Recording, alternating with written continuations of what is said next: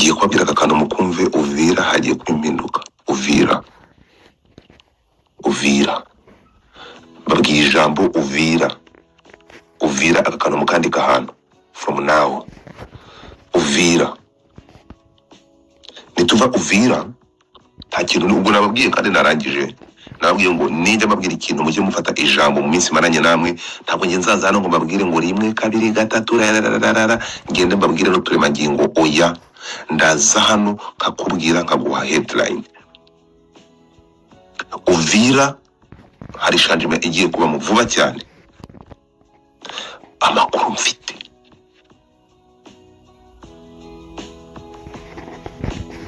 Uvira vuba mutaona kitu badiriko. Reka tugaruke gato, ngiye kubahereza aya makuru muyandika ahantu muzagenda mwicara mwige. No kuvuga ngo Uvira mushyira akadomo. Nituva muri Uvira mu manuke gatoya muri Warikare hagiye kuvuka undi mwana muto. Hagiye kuvuka umwana, ariko umwana agiye kuvuka vuga. Muri Warikare hagiye kuvuka umwana uvuga. Uvira mushobora gusangiriraho agakahwa n'umuntu bita Fidele. Mu minsi mike mushobora kuzasangirira naho we ikawa. Ubwo aho ngaho navuyeyo utari nabwiye ngo ngenda tape pare tape buhoro niba unkurikira ukanyumva urabyumva. Nababwiye nabasobanuriye ko mu minsi mike ubwo ndi kubabwira ngewe ikintu nkora ba headline. Namara kuba headline hari gihe kizagera nkajya mbabwira ikintu kukindi. Impamvu ni iyi, narababwiye ngo iyi ntambara itaratangira kuyivugaho bisa kugira ngo ugende buhoro. Nawe ushatse kuvuga ugahurudukana nayo uzisanga wamaze kugwa mu mazi abira cyangwa utazi n'icyo ubwira abantu.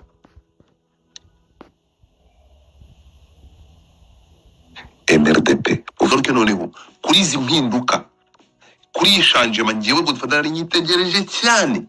Nari nyitegereje atari uko ubuyobozi buriho ngiye nabusuzugura bajyana nabupingaga, ariko ntegereje izi mpinduka nk'umuntu ugiye kubyara. Izi mpinduka zahawe Mose, bakamubwira ati genda Mose tegereza impinduka. Farawo ati Farawo, bakavuga ati Farawo mureke, Farawo ntawe uhari. Narababwiye ejo muri space nakoze, ariko ngo abantu babashaka space zihurura none ntabwo ariko bimeze. Narabasobanuriye ndongera bibasobanurire impinduka zigiye kuba ndazitegereje kandi ndazifuza. Nizimara kuba ikibuga cy'indege kigoma kiraba gifunguwe, hanyuma nikimara gufunguka buri wese abihabwe welcome. Buri wese agenda agiye gukora icyo ashoboye, hatabanje kondisiyo yo kumaza kujya kumunyuza kuviringita kuko noneze. Anyway, ntabwo nshaka kujya deep. Impinduka zo zabaye, umuhungu wa Mukambuguje agiye gufata inkoni y'ubushumba ubundi ayobore ubwoko bwa Isirayeli. Hanyuma Mose agiye gufata, kuko Mose baramubwiye ngo uzareba igihugu cy'isezerano ariko ntabwo uzagikandagiramo. Ariko koko aha ngaha nshatse kuvuga iki? Ibi ngibi Godfather nge nababwiye ko kugira ngo wumve ibintu nkubwira bisaba kugira ngo ubashe gusobanukirwa. Ubashe kuba ukurikira akantu kandi muri ibi bintu n'igihe babwira n'ibyo babwira. Bisaba kugira ngo ube uri umuntu ambaye unakili, ambaye unaweza nisikiliza vizuri sana. Nababwiye iyi ntambara itangiye mpaka aho igeze uyu munsi. Turi kumwe, turi kujyana. Bisaba kugira ngo urugamba urwanda standing urusome uboneke. Ntekereza ko mara ya mwisho kutapatikana solution cyangwa hazaboneka igisubizo kirambye. So igisubizo kirambye kugira ngo kiboneke intambara igomba kuramba. Ntabwo igisubizo kirambye gishobora kuva muri shortcut. Tekereza ko ari mpamvu ibintu byatinze kuri uru rwego bingana gutya. Kabila agiye gufata inkoni y'ubushumba. Ibi ngibi byo mubitegereze mu mpinduka mugomba gutegereza. Kabila agiye gutekinga over. Aho yaje akavuga ko AFC yari provisoire, yari agateganyo, walikuwa wanachunga kitu kubwa. Arongera afata M23 arayifata, arongera yigira valide asa nk'uyisosoye muri kila kintu cy'agateganyo cya AFC. Bivuze ngo hari ikindi kintu mu 23 zinjiramo noneho kayo. Narabibasobanuriye babwira ukuntu AFC niba kugeza amasaha AFC ihindutse ikintu cy'agateganyo cyariho, hari ikindi kintu akongera akagarura M23. akayizana noneho avuga ko amasezerano ayo ariyo mpamvu na AFC yifataga nk'umwana w'imfura. Mugende mu byumva mu by'ifaransa murumva kira kiganiro cya Bertrand nkuko yabikoze. Kabila agiye gufata, agiye gutekinga over.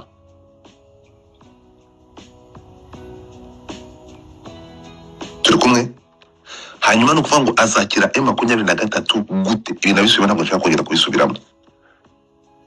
Kigiye kuba ikintu kinini. Impamvu kuva mbere ngiyewe Godfather naragarukaga, nari mbizi, nari babwiye kuva ku munota wa mbere, ntabwo kuva ibi bintu byatangira niba hazaba projet yo kuvana ubutegetsi bwa Gisegeti, no kuvuga ngo bazayivanaho, ntabwo bishobora gukorwa n'umutumwe no. Ndababwiye ko hagiye kuvuka umwana, amakuru ufite nuko ari umwana ufite amenyo, ndetse umwana nibo bwa mbere mbonye umwana uvutse ufite ubwanwa, ugiye kuvukira za warikare muraje muramubona mu minsi mike. Uyu mwana ugiye kuvuka kama kawaida ni nk'ibisanzwe kandi ni ibintu bizwi, of course araza kuvuka. Ariko noneho icyo ngiyewe nagomeje kuguma ntazigera nava, nageze ahangaha mu muheza nguni. I don't give a fuck kuvana ubutegetsi bwa Gisegeti, ibi nabibwiye kuva ku munota wa mbere. Kuvana ubutegetsi bwe icyo ni ikintu kimwe, leta guhinduka icyo ni ikintu kimwe. Ariko Godfather ntabwo ngiyewe nigeze ntera ikirenge ngo ntambuke. Ntabwo ari uko ngiyewe ntakunda abakongomani bagenzi bacu, n'abandi bakongomani nta kibazo ndabyemera, munyumve neza cyane. N'abandi bakongomani ndabyumva kandi ndabyemera, bakeneye ubutabera. Ariko twumvikane, iyi myaka twamaze dupfa twenyine, aya masaha igisubizo cyacu ntikirabonerwa, ikibazo cyacu ntikirabonerwa igisubizo as a victims. Noneho dufata ikibazo cyacu kitarabonerwa igisubizo, tugiye kugihuza n'ibindi. Yego nibyo ndabyemera, ariko tugendere mu kiviga. Noneho ikintu kigende kibe kinini, hanyuma ibibazo byacu bite bigenda bizimirije muri iki kintu kinini cyo kubanaho ubutegetsi. Koze n'impamvu yo kwicwa k'umuntu w'umututsi umunyamurenge muri Kongo kizagende bakimiriremo ngo bagiye gushakira ibisubizo hamwe. No, ahangaha uyu mugabo Bertrand kugaruka avuga ko AFC yari agateganyo, yari provisoire. M23 iri jambo naryumvishe neza cyane. Ahangaha rero ndifuza ko na MRDP nayo ikura. Yamara gukura, impamvu yatumye ihaguruka ari twirwane wari abaturage birwanaho, iyo mpamvu yatumye abantu bashira, iyo mpamvu ituma abantu bagenda bakarasa inka n'imisozi, iyo mpamvu ntizigere muri uru runtu n'uru modoka bagiye kudushiramo, iyo mpamvu itazigera isigara inyuma cyangwa ngo izime. Harimo ubutegetsi bugende buveho cyangwa bigende impinduka zihinduka ukundi, ariko iki kintu niyi mpamvu yatumye navuga ipfundo ry'ibi byose kwicwa. Tugende ibibazo duhure n'ibindi bibazo by'abakongomani tuhuje, ariko impamvu nyamukuru yatumye abantu bahaguruka kugeza naho bakabira baje bakajoyininga, iyo mpamvu ntizigere izima, ntizigere itagaciro ngo iveho. Kubimeze bite rero? Soon as possible you wanna see a change. Amakuru mfite nuko tugiye kujya twubana interview y'icyongereza ku mugabo ufite ibirenge yabirambitse mu mazi yo muri ntuza yo muri Tanganyika niyo. Nabonye Perezida Ndayishimiye avuga ngo Perezida Son Excellence Perezida w'u Burundi. Nabonye abantu hano narababwiye ngo dufate ikosa muzakora no gufata umuntu nka Perezida mukagenda mukamutuka. Babwira ikintu kimwe, ntabwo kugeza amasaha igihe mutaramenya ko Perezida ni urwego abahagarariye abaturage, barangiza ugenda ukamufata umuntu uhagarariye abaturage mukamuhereza amabenga, abandi bagafata bakamugira escalate. Ntabwo ari ibyo, ayo n'amarangamutima abantu baba bakoresha. Perezida ni Perezida, my friend. Nabonye Perezida w'u Burundi avuga mu kiganiro yakoze, avuga ku musaruro Tanganyika, abantu abashoramari bagomba kuza muri Tanganyika. Ndagira kukubwira ko mu bihugu bavuze bagiye gushyiramo abajene bazaba bakandagijemo ibirenge Uvira, bigiye gushyiramo MRDP ko nayo igomba kujyamo. Kutokana na info ambayo ninayo, uyu mugabo cyangwa nyakubahwa Perezida w'u Burundi, ndatekereza ko next time nahamagara abashoramari bagomba kubyaza umusaruro Tanganyika nk'amazi ngo adafite umunyu mwinshi muri icyo kiyaga cyangwa muri ayo mazi. ubushize ndatekereza ko uzashyiramo MRDP MRDP twirwana n'abagomba kuvuga ati uvuge Kongo ubuzongera kuvuga Kongo iyo ukivuga Kongo ku ruhande rwo hirya bari za Karemi hanyuma nugera no hino kuri Uvira aho bazaba barambitse ibirenge mu mazi abana bari kuvanamo bote uvuga ati ahantu urebye Kongo hajya ni iki igihugu kindi yavuze hanyuma n'ubuke gushyiramo na MRDP kuko ku makuru mfite nuko siku kidogo itakuwa ni grave. Reka nze mveyo rero izi mpinduka zigiye kuba ku makuru yandi amakuru ngenda yababwira mu migani umuntu muzimu uzajya wumva uzafata ikintu utoramo ucyumve. Izi mpinduka nkuko nabibabwiye ni ukuvuga ngo nzitegerejanye inyota nyinshi cyane, ndazitegereje cyane kuko ndazifuza cyane, ndifuza ko zibaho, ndifuza ko ibintu bibaho. Ndashaka uko Bertrand Bisimwa yaje agafata M23 ejo bundi akayisosora muri AFC, urimo kumva akayita AFC akayigira provisoire. It's because this change and I know soon as possible. Ndashaka erega ikintu kiriho nubwo MSDP yasosotse muri AFC zamani. So the thing is this stuff cyangwa ikintu kinini nakomeje kuvuga kuva kera, izi mpinduka ndazikeneye cyane. Sinjye udakunda Kabila ntimubizi ko namukunda. Umva Kabila ngwino ukiyobore pe, ngwino ukiyobore babiguhe pe, babiguhe Kabila bamuhe bino bintu babimuhe pe. Kabila take over.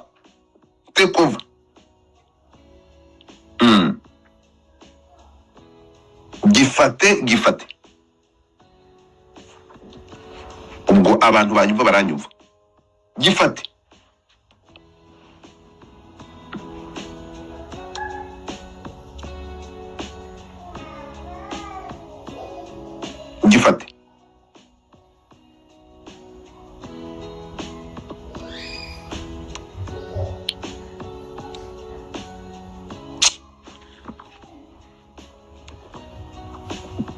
so uvuga mu gikora impinduka cyane kandi impinduka zazifite imbaraga, bizagenda fresh. Izi mpinduka ndazikeneye, mutakujya bibona soon as possible, muraza kubibona. Ejo bundi nakoresha amarangamutima ndavuga nti uko mbibona nuko niba Kabila ngiye gutekinga over hanyuma noneho akicara ikintu bakongera kucyubaka gishya, ndatekereza ko CNDP igiye kugaruka. CNDP garuke ifite umutwe wa politiki, ifite abanyapolitiki, kuko nge narababwiye iyo tugeze muri izi mpinduka n'ibi bintu byose ngo dufata umuheza nguni ku mpamvu abantu cyangwa kuri izi mpamvu zituma abantu bakomeza gupfa. Kuba tugiye gufatanya n'abandi bantu icyo ni ikintu kimwe, ariko dufatanye nabo nimuza kusibuka mugasubira inyuma. CNDP yarwaniraga abakongomani muri rusange, ikagaragaza ko abantu bagomba kubana. Mugiye kumva interview z'umuyobozi wa CNDP wa zamani General Laura turi kumwe, which is this kintu, iki kintu kigomba kubaho, tukagendera muri iki kintu. Nujya kureba twebwe ibintu byacu hari umwihariko, hari impinduka zigomba kubaho yego mu bakongomani bose, ariko mwibuke ko hari ikindi kintu cy'umwihariko twebwe dufite duhuriyeho n'abandi bakongomani, ni ukwicwa tuzira abo turibo. So this stuff rero kumva ngo hagiye kubaho impinduka, ubuyobozi buhinduke, ariko buhinduke iki kintu cyacu no kwicwa kwa buri munsi kwacu, abantu kwambura uburenganzira bwabo n'abaribo, iki ngiki cyo kigomba kuba kiri imbere. Niyo mpamvu le 23 mars igomba kugaragara cyangwa ikajya imbere muri izi mpamvu. No mu byo gushingirwa nacyo kikavaho, akazaboneka solution itavuze ngo reka tugendere hamwe hanyuma tuzaza kureba niko bigenda. Icyo ni kimwe. Ikindi cya kabiri, ngewe gukura kwa MRDP, gukura kwayo igakura, aho buri reke gukura izakure nk'igihwagari, ibe nini, ikure, ijwi ryayo ryumvikane. Hanyuma bigenda nimara kumvikana, nzi ko ntabwo bizagera hejuru ngo bayiminimize.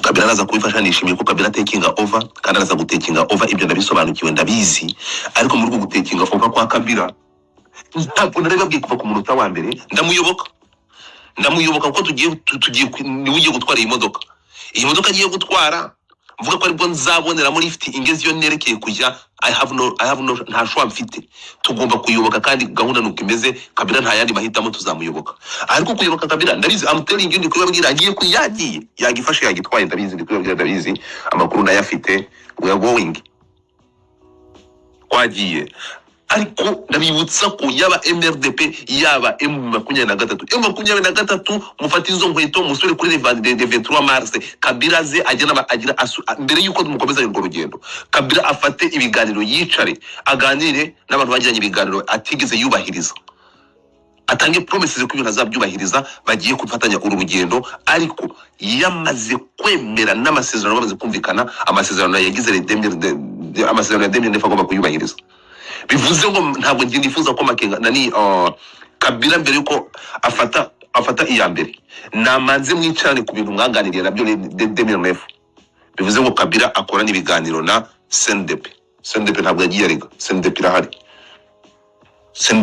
sinzi impamvu abantu bafata CNDP ikaba yarapfuye ipfa gutari ku bundi kandi amasezerano kugeza n'aya masari umututu wavuye muri ayo masezerano 23 mars ari yakiriho so Kabila ajyana ibiganiro yagiranye n'akiri president ntabyubahirize mbere yuko mugirana nawe mugasomana mugakorana ibintu byose amanze yo masezerano ivuga impamvu amanze ayashyire ku murongo amanze babyuzuzanye mubone gufatanya urugendo means ko kugeza aya masaha Kabila mbere yuko afata iya mbere cyangwa kugirana ibiganiro byo muri iki kintu yise ngo Sovere Congo whatever agiye gusova Congo bamanze ajyana ibiganiro cyangwa bamanze bishyire ku murongo ibyo bari barumvikanye mbere bivuze ngo maybe we wanna see the change ariko Kabila araje mu mwitege gato yaraje agiye gutekinga over ibingibi byo nta yindi shwa impinduka zigiye kuba ibingibi nari basobanurira babwira impamvu bantuza ba nani uyu mugabo ninde umugabo w'umunyamurenge ninde uyu nguyu wari muri intuza munyibutse izina rye ninde Moise Nyarugaba aba bagabo impamvu Moise Nyarugaba batigeze bajya muri AFC nari basobanurira ndabwira ntabwo abagabo bazigera bajyamo ndababwiye ça fait longtemps nuko nibyo Pierre Travis we yavuze ejo bundi yari provisoire iki ngiki cyaragateganyo so bose yaje rero Kabila agiye gutekinga over turamukurikira indi shot turamukurikira ariko twakabaye ibi bintu ariho muri kuvuga ngo nashimishijwe no kubona niba bagaruye nani M23 kagaruka bakavuga bira bintu Bertrand yavuze ni byiza ko bageramo bajyamo batibagiwe abo ari bo MRDP ikintu ngiye murabizi kuva MRDP yabo kuva ku munota wa mbere na supportinze MRDP iva muri twirwana kuko nta muntu ushobora kumushakira igisubizo utiko nuvuga ngo ikintu kigira minorite n'abanyantege ntabwo ari ubushaka no gukomera iyo umaze gukomera uri minorite ugakomera za mbaraga zikugira munini gukomera kwa MRDP bano banyamurenge bagomba gukomera bakagira mu imbaraga bakinjira muri ikintu bafite ijambo iki kintu nakibabwiye kuva ku munota wa mbere namutekereza ko twebwe tuzagenda tukagira buri gihe cyose mukumva ko ikintu dufite gikomeye kurusha ibindi ari ukurasa muzajya murasa nimugeraho mufunga sefu mugende muwe abagenerwa bikorwa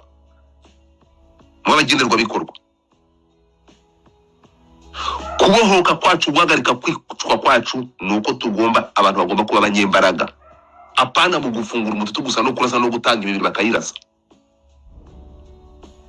you have to understand this iki ngiki mugomba kukimenya nawe ku munota wa mbere apana gutega imibiri bakayipfumagura abantu bakitwa barashi nuko abantu bagomba guhaguruka bagakomera gukomera nukugera hafatirwa ibyemezo ariyo mpamvu giye ndi kwifuza ko ibi bintu bisenyuka kuko ibi biboro byo kwinjira niba ari ikintu cyanshimishije no kubona iki kintu gisoka muri AFC ikintu kiri cyangiye kubona M23 kwinjira muri AFC M23 byari bisobanuye abarashi gusa afatirwa ibyemezo nta muntu ngaho ibaze muri politique dufite monde muri AFC twari dufite monde ninde muntu wacu ari muri AFC bahati uvuga ururimi rumwe nk'inka manzi udashobora kwesipira mu gifaransa niwe wari hariya ni bande twari dufitemo. So this thing, this stuff, ibi ngibi bigomba ngiye gusenyuka kuri ibintu n'ikintu cya FC. Ibintu bya FC mureke akatukora cyo gatoya rero. N'ubwo ngubu iki kintu mugiye gukora, iki kintu kigiye gushya, gishyashya kigiye kuza cya Kabila agiye kuza akazana akaba agiye kubaka kino kintu. Mwabatutsi mwe nimwinjira muri iki kintu muri abarashi gusa, muri abasirikari. You finished. Ndikubabwira ntabwo tugomba kujya twinjira muri ibintu turabarashi gusa. Never. We have to end this stuff tugira n'abaterwa ibyemezo. Turi kumwe. Amarangamutima ya gisirikari ayakagira uruhande. Nta munyapolitiki ugira inzika. Umunyapolitike wa nyawe afata umwanzi we n'uwatemera akareka umuntu atemera akareba ibyo ashoboye akaba ari byo azana. Impamvu y'iki ngiki mu mpinduka z'iki ngiki maybe nuko bazafata n'abashoboye batumvikana bazabareka bakaza, ikibuga cy'indege kigafunguka buri wese akaza.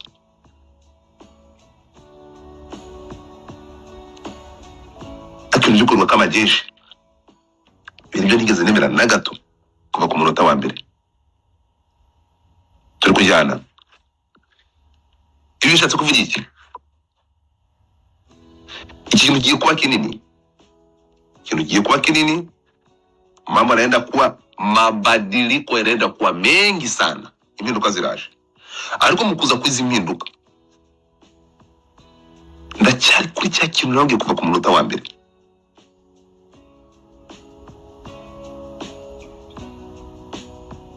Amagambo nababwiye mbere yuko Kabila ava muri South Africa, narababwiye ntabwo Kabila avuye muri South Africa kubera yabonye umututsi uri kuribwa. Ntabwo yavuye muri South Africa kuko yabonye hari umunyamurenge bafashe bagatwika, kuko ibyo byakozwe ku butegetsi bwe nta kintu yigeze abikoraho. Kabila yaje ku nyungu ze, tugomba kubana na Kabila ku nyungu zacu.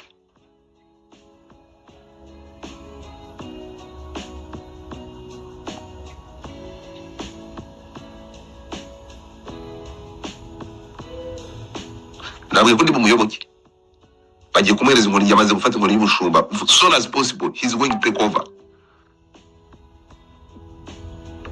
Ndabisubiramo numvishe aka kagabo hano dufite mu bantu ba extremist baheza nguni, but I don't give a fuck kuri kuko abantu batekereza ibyo ngibyo. Ngiye gusubira ku kintu nababwiye, we mu bijabo utigeze wumva uvuga ngo nubahutse Moise Nyarugabo. Nabonye nejo bundi waraje urabwana kuvuga ubusa. Urabizi ko I have no time for you. Wakoze rere cyane gusa kuza kuvuga ziriya nonsense. Uba watandukiriye cyane. Do you think ko kutera comment kuri Moise Nyarugabo ari uko ntamwubaha? Ndamwubaha, ndamukunda, nzi n'ubushobozi bwe, ariko mufite ukuntu mujya mukoresha amarangamutima ari mu bujiji bw'iki cyane no mu buryo bw'iki cyane. Still kamusubire mu magambo navuze, kanyagusubiriremo kugeza igihe. Ariko ikibazo urumva twagiye dufata abantu bisanga muri ibi bintu ari educated idiot. Ndabika mbigusubiremo ibyo navuze kugeza igihe uzabyumva ukabyumva neza cyane. Reka mbigusubiremo uyu munsi. Aya masaha niba Kabila yaraje ku nyungu ze, akaba yaraje atarahagurutswe South Africa akomanzwe n'impfu ziri kudukorerwa, atarakomanzwe. Kabila akeneye abantu bamuchallenginga mbere muri ibisi tugiye kujyamo. Akeneye abantu bamuchallenginga. So nkavuga ngo muri abantu bagomba guchallenginga uriya mugabo. There are those people badafite ikintu bamutinya. Umuntu wabaye umukoresha wawe biragoye kugira ngo muchallenginge akiri boss wawe bro. Dukeneye abantu bagiye bafite imbaraga. Ibi nibyo navuze ku munota wa mbere nitwinjira muri iki kintu. We need to go n'uyu mugabo aho avuga iki tukavuga ngo oya, ntabwo uko bimeze uko. Muri abo bantu bagomba guchallenginga Kabila, still ndabisubiramo mpaka ntabwo abantu bagomba guchallenginga Kabila Moise Nyarugabo barimo. No, niko bimeze, nzabisubiramo paka kugera ku munota wa nyuma. Mu bantu bagomba guchallenginga n'umuntu bakoranye yamubereye president amuyobora. Icyo kintu muri kamere ya muntu biragoye kugira ngo umuntu wakubereye president n'aya masaha muri kumwe mugarutse ari boss wawe ngo ugende. No, ntabwo bikunda. We need those people. Amaraso mashya muri MRDP amaraso mashya agenda akabwira Kabila ngo oya dukeneye amaraso mashya muri Nord Kivu amubwira ngo no bakorane ariko amubwire ngo no impamvu zacu nizi ntabwo tuzitezuka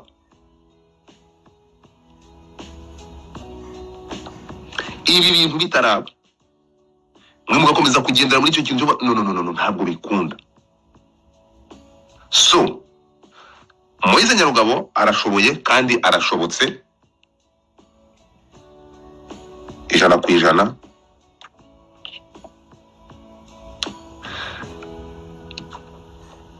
Nitugera muri urugendo tugiye gutangirana na Kabila dukeneye umuntu umufesinga akamubwira ati mu byo kina nabyo ku maraso y'abacu ntabwo wazanamo amabwiriza n'amategeko oya niko bimeze.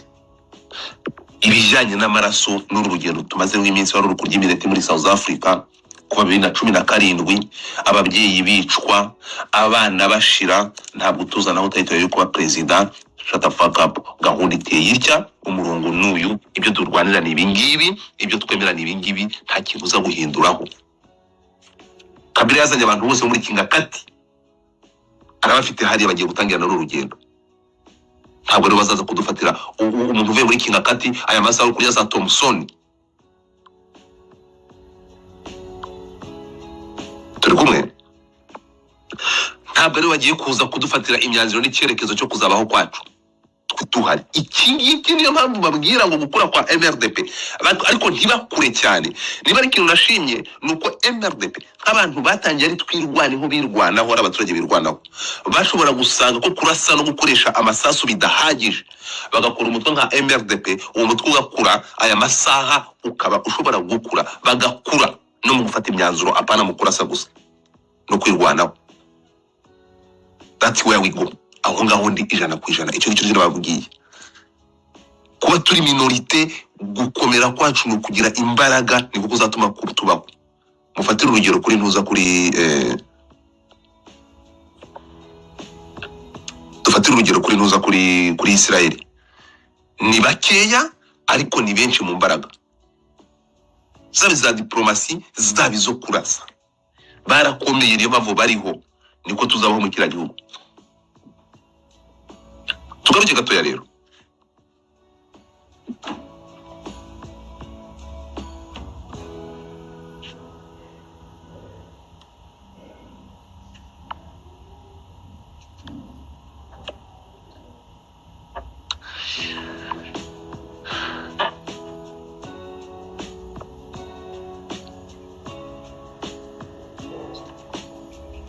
iyi mpinduka zigiye kubaho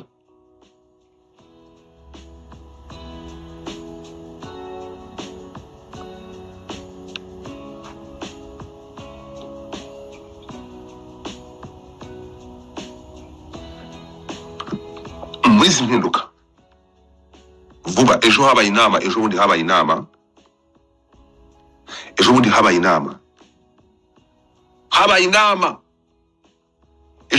inama ikintu ngomba kubabwira ni kimwe. Iyi nama ejo bundi habaye inama nabasobanuriye ejo bundi inama yabayeho ndaza kuyita sinzi abantu kuntu nza kubita ejo bundi inama yabayeho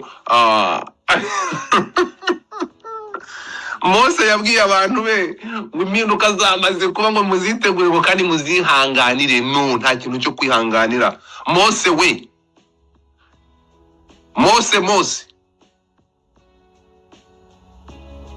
nta kintu cyo kuzihanganiraho kuko we need change. By the way we need change.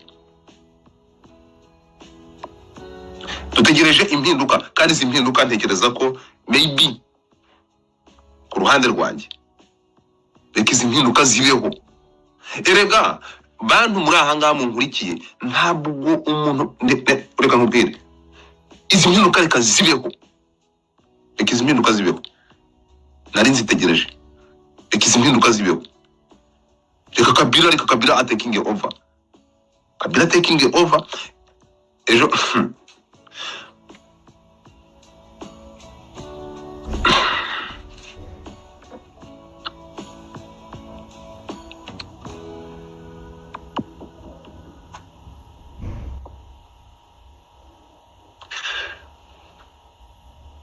mfite byinshi nzavuga ejo muri impinduka nizimara kubaho, mfite byinshi nzavuga.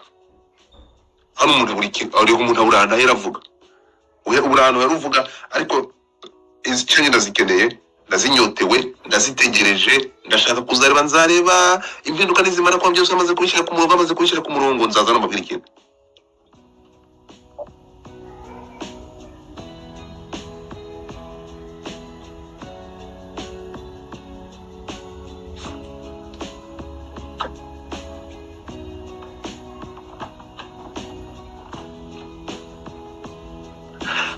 Ku rundi ruhande hari ahantu bigera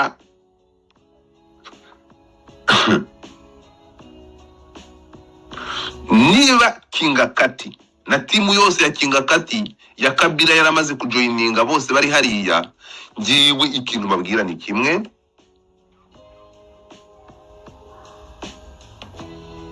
ntabwo ari kumuheza nguni, ntabwo ari kumuheza nguni, ntabwo ari kumuheza nguni, munyumve, ntabwo ari kumuheza nguni. Godfather nsobanukiwe neza cyane cyane imbaraga zo gukorera hamwe, ntabwo sobanukiwe neza cyane inyungu na solution ishobora kuva mu gukorera hamwe no kureka n'abandi bantu n'abanyamahanga bakaza bakisanga muri iki kintu, ndetse urugamba bakarufata, bagafata na solution kugira ngo gupfa kwacu kuzahagarare. Ariko nyiri umupfu ni ufata hanuka, nyiri umupfu ni ufata hanuka. Tugomba kugira abantu bacu muri iki kintu bagomba gufata imyanzuro. Ibi ngibi byo nababwiye kuva mbere, bagomba gufatamo, tukagira abantu bafata imyanzuro, bagiheza vision. Ibi bintu naho nimwongera mu byifata, muzabifata bigende n'izina ry'Imana, byakwendinga apu nk'ibyabanje byose.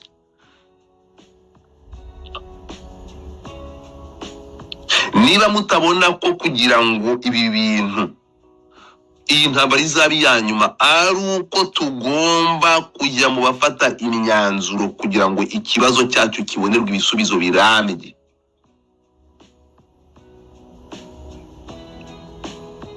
Uzi impamvu nshimishijwe no ku bintu bisenyutse? Impamvu nifuje ko ibintu bigomba gusenyuka, ikintu cya AFC kikavaho,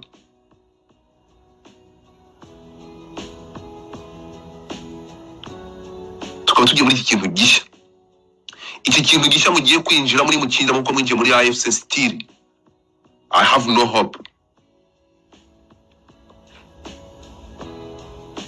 Mumboni z'abantu kuko amaso agaragara, AFC n'abantu nize se M23 yinjiye muri AFC nk'abasirikare.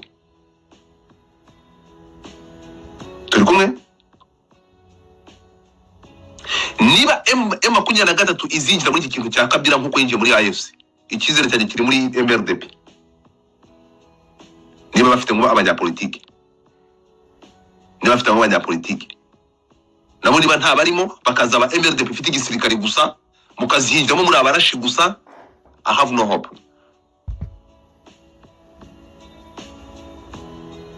Siza turi kujyana.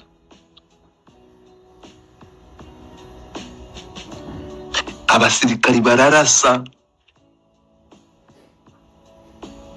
Iki kintu cyo kwinjiza muri cyo kuba M23 yarinjiye muri AFC ari abarashi gusa, niyo mpamvu aya masaha tubona ingaruka zo kubona umuntu uyoboye umujyi wa Goma nka gavana uriho ari Bahati. Abo musuzuguye.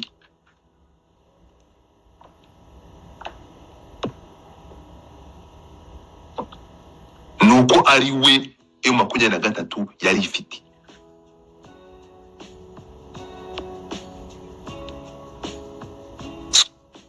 So niba bagiye kujya muri iki kimodoka biragiye kudutwaramo, muzagende mufite ngo abantu bafite driving license, abantu bashobora gutwara, apana abapasaje gusa n'abakomvayeri.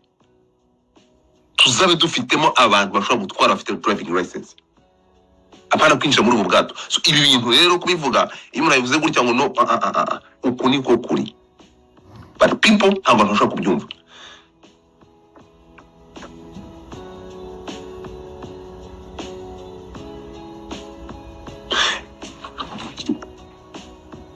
ngaruka kuri MRDP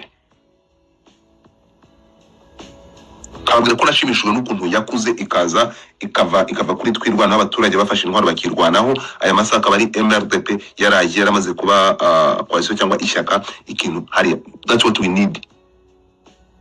Tugomba gukomera muri ango zose kugira ngo tubashe gufacinga naho igihe cyose muzabireba ibindi kwabwira nonaha muzabireba ejo muri Kabila agiye gutekinga over nawe babwiye impinduka zamaze kuba. Ntabwo ari ngo impinduka zigiye kuba, no, ntabwo impinduka zigiye kuba, impinduka zamaze kuba zisikaje gushyirwa mu bikorwa. Everybody agiye kwisanga muri iki kintu. Nababwiye ko hari umwana umaze kumenya ufite amenyo ugiye kuvukira hara iyo hasi zawari kari mugiye kumubona. You gonna see there's some people, there's some groups bindi mugiye kubireba n'amaso yanyu n'ahandi n'ibintu bizanandi bizana bivumbuka nk'ibihwagari n'ahandi ariko ibi bintu. So ndagaruka kuri twe,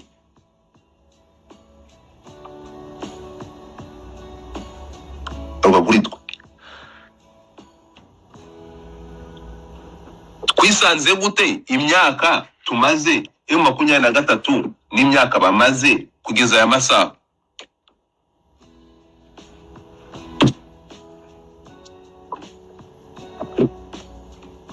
Emara 23 nisubire kuri title yabo ya 23 Mars.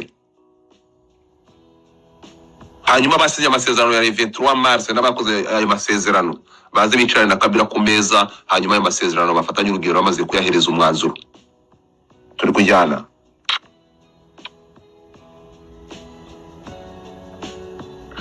abasinye amasezerano ya 23 Mars yagombaga kuganirwaho na PPRD cyangwa iki gishaka cya Kabila mbere yuko bicarana na Kabila avuga ati ko tugiye gufutangirana uru rugendo. Amasezerano twakoranye 23 Mars urayavuga yuki turahereza uwuhe murongo ku kibazo stile kigihari. Icyo gituma tumara kucyumvikanaho turaza gufata iya mbere turebe ni bande bagomba kwicarana na Kabila ku meza nabicaranye nawe bakoze amasezerano. Ntabwo ari B5 wahagurutse akavuga ngo aya uyu munsi iyi tariki ntabwo tubyemera. Yego bicarana bavuga ati aya masezerano twagiranye tutangira tufatanye urugendo tumaze kuyahereza umurongo. Ari byo Kabila mukumva ko Kabila yaje. Ntabwo icyatumye Makenga haguruka akajya mu ishyamba aricyo cyatumye Kabila haguruka ngo agaruke. Icyatumye Sematama, icyatumye Makanika ibyabahagurukije ntabwo byagurukije Kabila. Kabila afite ibintu byamuzanye inyungu ze bwite. Kubera iyo mpamvu rero Kabila kuza amakuru abantu barenga 10 bafite inda zaguriye ibitsina bavuga igifaransa ukagira ngo bamize mitera. Urimo kunyumva? Abakongomani baziyumva nibyo. Ariko se Kabila namara ku taking over tuzongera iyo bizagera bongera bajyana n'ibindi biganiro. Ibyo ndikwabwira nibyo ndikwabwira ntabwo mushobora kubyumva none ariko ibyo ndikwabwira nibyo. So what we need rero ni iki? M23 nkuko Bertrand yavuze ko ubu turi kuvugana ari umwana w'imfura yari muri AFC yari agateganyo mwinjire kwa Kabila cyangwa Kabila ayobore kino kintu mutakiri abasirikari gusa.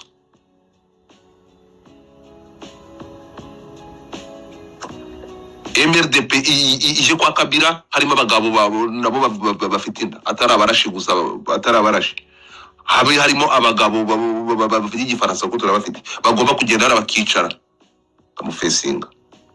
When those people twinjije muri iki kintu gutyo nawe iyi modoka mugiye kwinjiramo nimwijamo nta driving license mufite mwese muri apasaje kurya umuntu nagara ikimodoka mwese muraraho ngaho imodoka ipfiriye nta muntu ushobora ntamukanisha muyifitemo kazi yenu kabisa.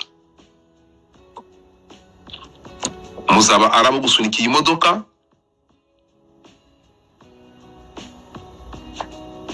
muzamura abantu gusunika iyi modoka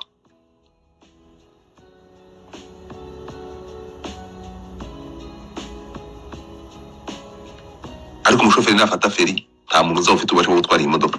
So murakaza neza muri zimpinduka zigiye kuba mwese mwakire Kabila agiye kuza kuyobora kino ki modoka mwari mutwaye. mwese mugiye kwa passage. Abantu bawuvira ndabasuhuje, Warikare ndabasuhuje.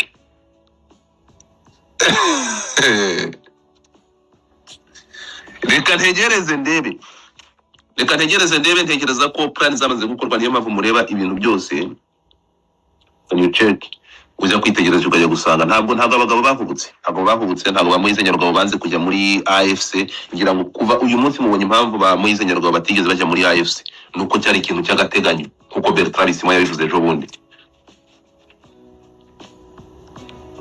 Ariko mfite amatsiko yo kumenya abantu bazava muri MRDP binjira kwa Kabila ni bandi bashobora kuza mu challenging vice president. Ariko vice president we yamuchallenging uriya ntuza ubundi yamuchallenging abahungu ko yabaye vice president we, ko ariko amugani nyamara batite n'abahanga kiboro bakoze cya MRDP tsigaye kibazaho. Urabona buriya Azarias Ruberwa ya challenging Kabila yamubereye vice president.